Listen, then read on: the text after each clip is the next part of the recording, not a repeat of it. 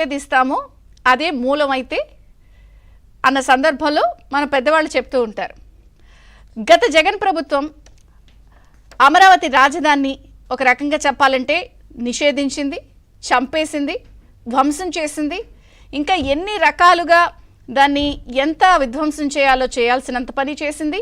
3 రాజధానులంటూ 3 ముక్కలాట ఆడింది.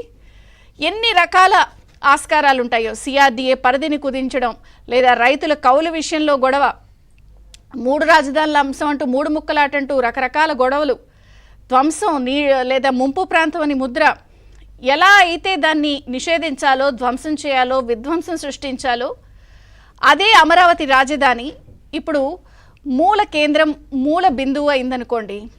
నిజంగా అందుకే మన పెద్దవాళ్ళు అంటారు నిషేధించిన ఒక రాయి మూలరాయి అయ్యింది అని. నిజంగా అమరావతి అలాగే మారింది. ఎందుకు చెప్తున్నానంటే నవ్యాంధ్ర రాజధాని అమరావతి పనులు చకచక సాగేందుకు సర్వం సిద్ధమైపోయింది. సో కూటమి ప్రభుత్వం చాలా వేగంగా నిర్ణయాలు తీసుకోవడం ప్రారంభించింది. సో ముందుగా మాస్టర్ ప్లాన్ ప్రకారం నవనగరాల నిర్మాణం యథాతథంగా కొనసాగించాలని చెప్పి నిన్న జరిగినటువంటి సీఎం అధ్యక్షతన, చంద్రబాబు గారి అధ్యక్షతన సిఆర్డీఏ 36వ అథారిటీ సమావేశంలో చాలా సంచలన నిర్ణయాలు తీసుకున్నారు.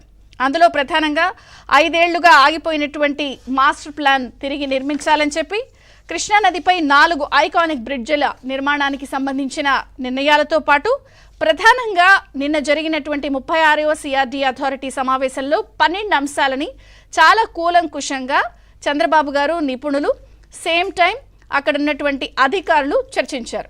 ఈ 12 అంశాల్లో ముఖ్యమైనవి ఏమిటంటే ఎడ్యుకేషన్ హబ్ కోసం ఎలాంటి సంస్థల్ని ఇన్వైట్ చేయాలి, టాప్ 10 కాలేజీలు, హాస్పిటళ్ళు, రోడ్ల నిర్మాణం, ఐకానిక్ బ్రిడ్జిల నిర్మాణం, నవనగరాల నిర్మాణం, సిఆర్టీఏ పరిధి యథాతథంగా ఉంచడం, మాస్టర్ ప్లాన్ తిరిగి ప్రాణం పోయడం, కృష్ణానదిపై 4 ఐకానిక్ బ్రిడ్జిల నిర్మాణం, ఇలా గతంలో 139 కేంద్ర సంస్థలకి భూములు కేటాయింపులు జరిగాయో అవన్నీ మళ్ళీ రివ్యూ చేయడం.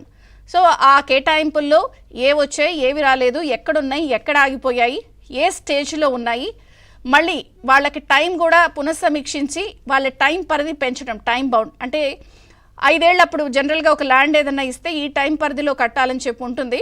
కానీ గత 5 ఏళ్ళు జగన్ సర్కార్ వ్యవహరించిన తీరు నేపథ్యంలో అసలు రాలేదు, ఎక్కడికక్కడ వచ్చిన వాళ్ళు పారిపోయారు, కొన్ని పాడుబడిపోయినాయి. ఈ నేపథ్యంలో ఈ టైం పరిధిని కూడా మరొక 2 ఏళ్లు పెంచుతూ కూడా పునఃసమీక్షించాలని నిర్ణయం తీసుకున్నారు.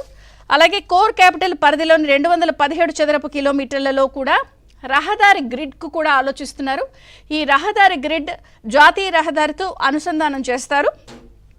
అలాగే పూర్తి స్థాయిలో సంపద కేంద్రంగా కూడా దృష్టి పెట్టే విధంగా సీఎం అధ్యక్షతన జరిగినటువంటి ఈ సమావేశంలో నిర్ణయాలు తీసుకున్నారు. ఇదే కాకుండా భూములు ఇచ్చిన రైతులు లేదా రైతు కూలీలు ఎవరైతే ఈ నిర్మాణాల వల్ల లేదా వ్యవసాయం ఆగిపోయి ఇబ్బంది ఉన్నారో వాళ్ళకి ప్రధానంగా భూ కేటాయింపుల్లో భూములు ఇచ్చిన రైతులకి మాత్రం కౌలుని ఒక 5 ఏళ్లు పెంచారు.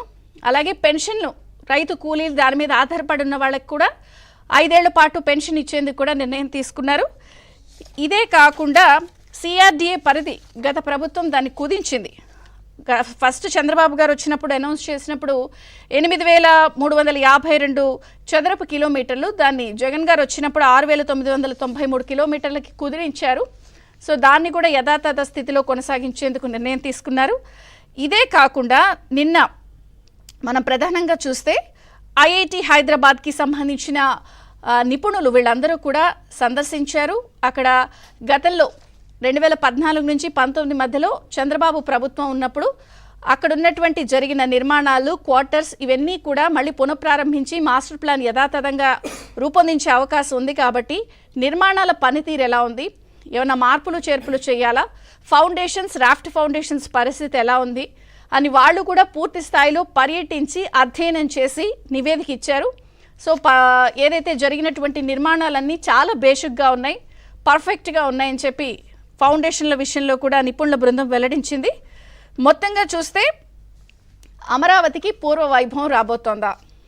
సో పూర్తి స్థాయిలో ఈ జరిగినటువంటి బిగ్ డెసిషన్స్ అమరావతి రూపురేఖల్ని సంపద కేంద్రంగా మార్చబోతోందా?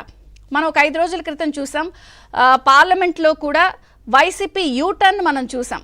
సో వాళ్ళు మూడు ముక్కలాట అన్నారు, లేకపోతే రాజధాని ముంపు ప్రాంతం అన్నారు, భూములు ఇచ్చిన రైతుల్ని పెయిడ్ ఆర్టిస్టులంటూ అవమానించారు. ఇన్ని రకాల హంగామాలు నానా గొడవ చేసినటువంటి వైసీపీ ఎంపీలు కానీ నాయకులు కానీ పార్లమెంట్ కేంద్రంగా మళ్ళీ యూటర్న్ తీసుకోవడం కూడా మనం చూసాం. ఎంపీ మిథున్ రెడ్డి అయితే కేంద్రాన్ని తొలి బడ్జెట్లోనే 3.0లో 15,000 కోట్ల రూపాయలని కొన్ని ఏజెన్సీస్ ద్వారా ఇచ్చేందుకు కేటాయింపులు జరిగితే దాన్ని అప్పుగా కాకుండా గ్రాంట్గా ఇవ్వండి అంటూ కోరడంతో ఒక రకంగా వైసీపీకి మళ్ళీ అమరావతి విషయంలో జ్ఞానోదయం అయిందా అన్న చర్చ. మొత్తంగా చూస్తే ఏదైతే చంద్రబాబు అధ్యక్షతన జరిగినటువంటి ఈ CRDA 36వ అథారిటీ సమావేశంలో ఈ సంచలన నిర్ణయాలతో అమరావతికి పూర్వ వైభవం రాబోతోందా? పునర్నిర్మాణాలతో అన్నిటితో వేగం పుంజుకుంటుందా? గత తప్పులు జరగకుండా ఈసారి ప్రభుత్వం ఎటువంటి నిర్ణయాలతో ముందుకు వెళుతుంది? ఈ బిగ్ డెసిషన్స్ ప్రభావం ఎంత? అన్ని చర్చిద్దాం. చిన్న విరామం తర్వాత ఎన్ని అంశాలపై చర్చ ప్రారంభమవుతుంది. చూస్తూనే ఉండండి ABN.